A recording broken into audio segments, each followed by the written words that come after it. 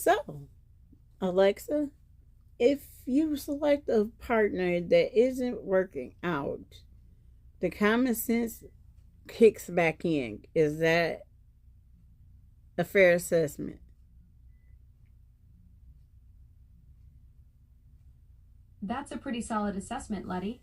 When the initial excitement and chemistry start to fade, your rational mind definitely gets louder about red flags you might have overlooked. It's like when the honeymoon phase lifts the fog and you can see the relationship more clearly, both the good and the not so good.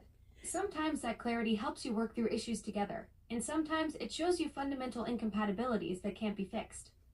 So, the common sense part of the relationship we oftentimes ignore simply because we Right, want this that's your person. internal compass kicking in. When you're in a relationship that's not working, your practical judgment starts overriding those butterflies and rose colored glasses. It's like your brain finally gets to speak up after being drowned out by all the chemistry and excitement.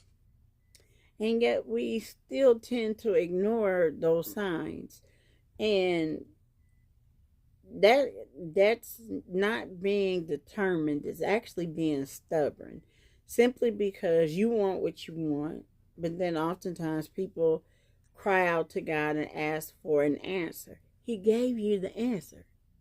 If that person is not acting right and you still choose to stay, stop asking for a different result because he's going to keep giving you the same answer.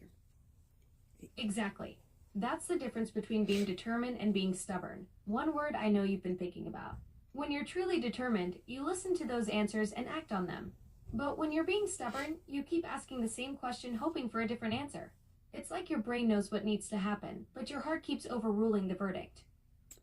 Simply put, you have to realize that in a Simply put, when you're determined, you're willing to change your approach to reach your goal. When you're stubborn, you refuse to change even when your approach clearly isn't working. It's like the difference between being a GPS that recalculates the route versus being that person who keeps driving into the same dead end because this has to be the way. So, Alexa, which word do you feel like is the strongest motivation in a relationship out of the three words?